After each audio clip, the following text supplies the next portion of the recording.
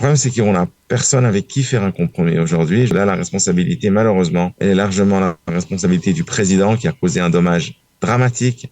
Le problème est un problème de volonté d'arriver à des compromis. Et cette volonté, pour l'instant, n'existe pas du côté gauche de la carte politique. Nous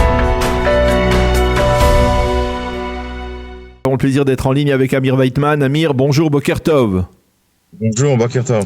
Je rappelle que vous êtes le président du groupe des libéraux au sein du Likoud et on voulait véritablement, en ce début de semaine, avoir un peu le pouls de ce qui se passe actuellement au Likoud, parce qu'on a le sentiment, et dites-moi si je me trompe, qu'il y a, on va dire, des flux d'informations parfois contradictoires concernant ce que le Likoud et en particulier Yariv Levin ont l'intention de faire d'ici la fin de la session parlementaire de la Knesset qui doit se terminer à la fin de la semaine prochaine. Alors la question que je vous pose directement, est-ce qu'il y a une possibilité pour que le Likoud, Binyamin Netanyahou en particulier, annonce, on va dire, une sorte de ralentissement de la procédure législative et un report de cette procédure législative jusqu'à après les vacances parlementaires, c'est-à-dire après les fêtes, peut-être pour être s'engager dans les fêtes de Pessah, de Yom HaAtzmaout, dans une atmosphère, on va dire, un peu plus consensuelle? Comme vous le savez, le ministre de la Justice, Yariv Levin, a été en Shiva la semaine dernière. Son père est décédé il y a juste une semaine. Je ne sais pas exactement quel jour il se lève. Je ne sais pas si c'est aujourd'hui. Je crois que c'est aujourd'hui, oui. Voilà, il était de toute manière, il a pas travaillé pendant la semaine qui s'est passée. Donc, tout un tas de choses qui auraient peut-être dû se passer ne se sont pas passées. On arrive gentiment à Pessah. Le temps commence à presser. Si on veut finir tout avant Pessah. Donc, je ne suis pas sûr que même du point de vue technique, nous arrivions à terminer tout avant Pessah, vu les circonstances. Peut-être qu'une partie des choses vont passer avant Pessah, peut-être pas tout. Je pense que de toute manière, il reste le temps nécessaire pour arriver à des compromis. Le problème n'est pas un problème de temps, à mon sens, mais de volonté d'arriver à des accords. Je dois dire que du point de vue de la droite, du point de vue du Likoud, mais de la droite en général, il y a clairement une volonté de compromis. On a entendu encore le grand rabbin d'Israël hier, qui est le fils du Rav Ovadia Yosef, le grand rabbin Yitzhak Yosef, qui a appelé aussi au compromis. On sait que Simcha Rothman a plus ou moins déjà accepté des compromis significatifs. Mais le problème, c'est qu'on n'a personne avec qui faire un compromis aujourd'hui. Je dois dire que là, la responsabilité, malheureusement, elle est largement la responsabilité du président qui a causé un dommage dramatique, alors que des gens à droite et à gauche étaient arrivés à peu près à des accords sur 90 ou 95% des choses. Et ils pouvaient poser un mitvé, en français, c'est-à-dire un plan d'arrangement comme ça. Il aurait pu présenter un plan d'arrangement qui aurait été, selon ses lignes, qui aurait été en fait accepté par tout le monde. Et malheureusement, à la dernière minute, il a décidé de faire quelque chose qui, à mon sens, est incompréhensible et extrêmement dommageable. C'est-à-dire qu'il a été en fait présenter le plan de l'extrême gauche, en fait, pour dire les choses franchement. Un plan qui a été préparé en fait par les juges, par Aaron Barak et Chayot, est présenté par ce qu'on appelle le Machon israélien, le centre israélien de la démocratie, qui est un centre d'extrême gauche. Voilà, au lieu de chercher des compromis, il a mis son imprimature sur un plan d'extrême gauche, ce qui a évidemment torpillé toute la solution. Donc, il a compliqué largement le problème qui était au bord de la résolution. Maintenant, de nouveau, je ne sais pas exactement ce qui va se passer. Je pense qu'on aura peut-être un peu de chance et que justement parce que pour des raisons techniques, on n'arrivera pas à faire tout passer, peut-être qu'on passera une partie des choses et pas tout, ce qui laissera encore du temps pour essayer d'arriver à des compromis. Mais de nouveau, le problème n'est pas vraiment un problème de temps. Le problème est un problème de volonté d'arriver à des compromis. Et cette volonté, pour l'instant, n'existe pas du côté gauche de la carte politique, et donc on a un gros problème. Alors, dans la mesure où justement il n'y a pas de partenaire selon vous de l'autre côté, est-ce que le Likoud peut prendre une initiative unilatérale, c'est-à-dire comme je disais, peut-être même annoncer ouvertement un temps mort, qu'on arrête, qu'on se calme pendant au moins une période d'un mois, le temps de faire passer les fêtes de Pessah, de passer le 75e anniversaire de l'indépendance de l'État d'Israël dans une atmosphère, on va dire, un petit peu plus optimiste. Et ensuite, eh bien, la réforme qui a déjà attendu plusieurs dizaines d'années, eh bien, elle peut attendre encore peut-être 2 mois, 3 mois, il ne se passera rien. Est-ce que c'est un peu est-ce qu'il y a des gens au Likoud qui essayent de faire passer un tel message ? Non, mais vous savez, le problème fondamental, de nouveau, c'est que la Cour suprême, en fait, a imposé, a dicté l'emploi du temps de cette réforme. Pourquoi ? Parce qu'au mois de juillet, c'est-à-dire dans 3 mois et demi, 4 mois, il faut avoir terminé de toute façon. Il faut avoir terminé quoi ? Il y a la loi sur la conscription des ultra-orthodoxes à l'armée qui arrive à son terme. Et par conséquent, à ce moment-là, il faudra avoir terminé tout. Donc vous comprenez qu'on a un gros problème. Non, je comprends pas. Pardon, Amir. Je ne comprends pas. Si je comprends pas moi, je pense qu'une partie des auditeurs ne comprennent pas. Pourquoi au mois de juillet, c'est-à-dire il y a la loi, effectivement la fin du délai accordé par la Cour suprême, la loi visant à enrôler tous les élèves des yeshivot doit être mise en application. Mais alors on est conditionné, tout est conditionné, toute la réforme est conditionnée par cette échéance. Mm-hmm. Pourquoi ? Absolument. Et ça, c'est la réalité. C'est que les ultra-orthodoxes veulent avoir tout terminé à ce moment-là, parce que sinon, si la loi arrive à échéance, eh bien, on se retrouve dans un nouveau problème. Le gouvernement risque de tomber. Donc, tout est conditionné. De nouveau, c'est toute la faute de la Cour suprême, depuis le début jusqu'à la fin, hein, même à ce niveau-là. Tout est conditionné par cet emploi du temps, par le fait que tout doit être terminé au mois de juillet à cause de ça. Pardon, mais si je ne m'abuse dans la proposition du président, qui effectivement on peut considérer qu'elle n'est peut-être pas, elle est pas totalement impartiale. Il y a d'ailleurs une clause qui permet de résoudre ce problème de la loi sur l'enrôlement des élèves des yeshivot. Ça c'est le problème des Haredim, ça n'est pas le problème de la droite. Il faut comprendre aussi qu'il y a 2 problèmes ici. Il y a un problème qui est le problème des ultra-orthodoxes. Mais nous, le problème des ultra-orthodoxes, c'est juste un problème. Ça n'est pas le problème. Nous avons des problèmes c'est une réforme qui est une réforme constitutionnelle qui va remettre à leur place, on va dire, la place de chacune des 3 pouvoirs, du pouvoir judiciaire, du pouvoir législatif et du pouvoir exécutif en droit israélien. C'est ça qui nous intéresse. Ok. Donc en fait le problème c'est que notre réforme, malheureusement à cause de cette histoire d'emploi du temps des Haredim et des ultra-orthodoxes, a été en fait kidnappée parce qu'on est obligé de tout faire très vite. Et voilà, on voit le résultat. Non, mais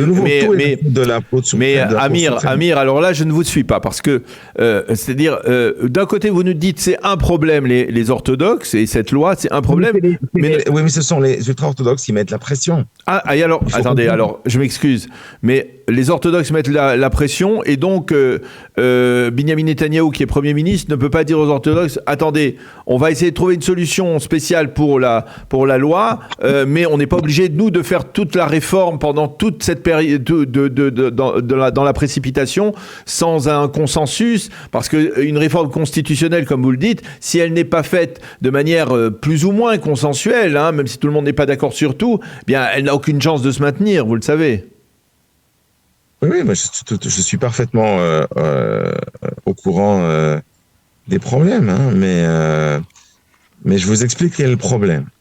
Alors ensuite, quelles sont les solutions, c'est une autre question, mais quel est le problème ? Pourquoi est-ce qu'on va à ce rythme ? C'est pour ça. Pour l'instant, vous êtes en train de nous dire que finalement, il n'y a pas de possibilité de compromis pour l'instant.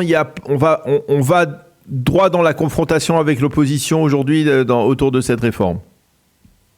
Non, c'est pas ce que j'ai dit. J'ai dit que on a un petit peu de temps parce que probablement que de toute façon on n'arrivera pas à tout faire passer maintenant pour des raisons purement en fait même techniques, et donc de toute façon les choses vont être repoussées, en tout cas partiellement, jusqu'à la session d'été de la Knesset, c'est-à-dire après Pessah et après Yom Ha'atzmaut. Est-ce que Mais donc, de toute façon, ça va probablement nous donner du temps. Mais indépendamment du temps, oui ou non, vous savez, on peut vous donner beaucoup de temps ou peu de temps. S'il n'y a pas de volonté d'arriver à un compromis, il n'y aura pas de compromis. Avec du temps ou sans le temps. Or, justement, c'est pour moi, enfin, tel que je le vois, on n'a pas en face de nous des gens qui sont intéressés à trouver un compromis. Et en plus de ça, le président a saboté en fait les efforts de compromis.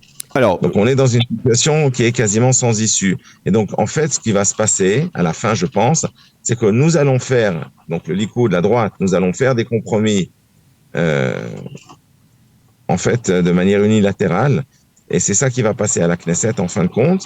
C'est-à-dire c'est une version, on va dire, adoucie de cette réforme constitutionnelle qui ne sera pas acceptée par l'autre partie, mais qui d'un autre côté sera suffisamment adoucie pour éviter que, en tout cas, on va dire, vous savez, les économistes, les juristes, etc., disent que c'est la fin de la démocratie. Et ensuite, ma foi, on se retrouvera avec une poursuite des manifestations et de l'opposition au gouvernement, mais qui sera probablement beaucoup moins forte, parce que ça va quand même être plus compliqué de dire que c'est la fin d'Israël et de la démocratie, quand en fin de compte, la loi qui passe est une loi qui elle-même est adoucie et qui a obtenu la bénédiction, en tout cas, de certains professeurs de droit identifiés identifiés avec la gauche. Alors, je voudrais savoir ce qui se passe, Amir, au sein du Likoud aujourd'hui, parce que il y a des voix qui se font entendre en faveur d'un véritable compromis. Par exemple, celle de Yuli Edelstein, qui même met en garde d'une certaine manière. Il ne votera pas tout en faveur d'un compromis si ce compromis ne lui est pas clairement expliqué. Il y a des gens comme David Bitan qui aussi disent on ne ratera rien si on met un temps mort pendant quelques semaines. Il y a aussi certainement des gens au Likoud, d'autres gens qui voient ce qui se passe actuellement et qui se disent il faut éviter le chaos total. Est-ce que de facto il y a toujours une majorité pour la coalition gouvernementale pour une réforme quelconque? Oui, il y a une majorité. À la fin de la journée, tout le monde, peut-être pas, je ne sais pas concernant Edelstein, mais en tout cas tous les autres voteront en faveur de la réforme, parce qu'il y a une demande claire de la part des membres du Likoud et de la base du Likoud pour faire cette réforme. Donc cette réforme se passera. Ok. Alors, ça n'est plus dans les mains de qui que ce soit, mais simplement, et ça c'est vrai, il y a aussi une demande claire de tout le monde, d'ailleurs, y compris même en fait de Yariv Levin et de Simcha Rothman, pour arriver à des compromis. Donc ça c'est clair. Ok. Alors, il y aura des compromis, il y aura des compromis, et la majorité votera ces compromis. Est-ce que vous êtes au Likoud attentif à certaines voix et qui se demandent ce que Binyamin Netanyahou fait? Pourquoi finalement Binyamin Netanyahou donne le sentiment actuellement de ne pas être présent? Il est présent mais absent, il n'impose pas sa volonté. La semaine dernière, lorsque apparemment on était à deux doigts de trouver un compromis, eh bien il aurait pu l'imposer à Yariv Levin, qui n'est que son ministre de la Justice, et finalement Binyamin Netanyahou a donné le sentiment de se plier aux exigences de Levin. Est-ce que Netanyahou est véritablement le maître au Likoud, et est-ce que son leadership est incontesté aujourd'hui? Non, mais d'abord, il faut que vous sachiez que la conseillère juridique au gouvernement a interdit à Netanyahou de s'impliquer dans tout ce qui touche à la réforme, ce qui est parfaitement délirant. Enfin, moi, j'ai jamais entendu une histoire pareille dans l'histoire de la démocratie, où une espèce de juriste à la mort Malneux vient dire au Premier ministre élu de l'État, en fin de compte, vous n'allez pas vous impliquer dans la question publique et politique la plus importante du pays. C'est parfaitement délirant, et ça exemplifie d'ailleurs parfaitement la nécessité de faire cette réforme, parce que c'est de la folie de dire des choses pareilles. Mais bon, c'est quand même ce qu'elle a dit, et pour l'instant, Netanyahou se plie à sa volonté, malheureusement, mais enfin, c'est le cas. Donc ça, c'est une chose. Et une deuxième chose, et ça, je l'avais dit déjà la dernière fois qu'on avait parlé, je crois, et plusieurs fois aussi, un peu partout, c'est que Netanyahou n'est plus politiquement en état aujourd'hui de s'opposer à une réforme. À partir du moment où il y a une demande claire des membres du Likoud de faire cette réforme, Netanyahou n'a pas d'autre choix que d'exécuter cette réforme, faute de quoi il va perdre sa place de chef de la droite et du Likoud. C'est tout, c'est très simple. On ne peut pas s'opposer à sa base de manière frontale et espérer continuer à être le Premier ministre de l'État d'Israël. Ça ne va pas. C'est pas comme ça que ça marche en démocratie. C'est pas Netanyahou qui choisit. Il a, vu les circonstances, il a quasiment, je veux pas dire aucune influence, mais il a pas grand chose à dire dans cette histoire. C'est pas lui qui prend les décisions. Et c'est quand même assez. C'est quand même. Vous conviendrez avec moi. Pour le coup, Yariv Levin vous conviendrez avec moi, Amir, que c'est quand même assez paradoxal ce que vous venez de dire, parce que finalement, le Likoud sans Binyamin Netanyahou, est-ce qu'il aurait obtenu 32 mandats aux dernières élections? Est-ce qu'il en aurait obtenu? Oui. Moi, je pense que oui. Oui, parce que c'est pas évident pour tout le monde. C'est-à-dire, Binyamin Netanyahou peut dire, c'est moi qui ai porté le Likoud vers la victoire. Non, écoutez, je veux dire, tout ça, c'est de la campagne, c'est de la campagne, c'est de la propagande de campagne. La réalité, c'est que ni vous ni moi ne votons à droite à cause de Netanyahou. Nous sommes des gens de droite et nous votons à droite parce que nous sommes des gens de droite, pas parce que nous sommes pour Netanyahou. Ça, c'est la réalité. Alors oui, il y a la marge. Et c'est ce qu'on dit au Likoud. Quelques personnes qui sont des bibistes fanatiques, bon, mais il y en a pas beaucoup des gens comme ça. La majorité, l'écrasante majorité des gens, 95% des gens auraient voté à droite, à la limite peut-être pour un autre parti de droite, mais c'est pas important tellement. Donc voilà. Les gens de droite sont à droite parce qu'ils sont de droite, les gens de gauche sont à gauche parce qu'ils sont de gauche et pas à cause de Monsieur X ou de Madame Y. Eh bien, on va rester sur ce mot-là, sur ce mot de la fin avec vous, Amir Weitman. Merci beaucoup de nous avoir éclairé en fait sur ce qui se passe au Likoud et quelles sont les perspectives au cours des 10 prochains jours jusqu'à la fermeture de la session, la clôture de la session d'hiver du Parlement israélien. Merci d'avoir été avec nous. Bonne journée, Amir. À bientôt. Bonne journée. Au revoir.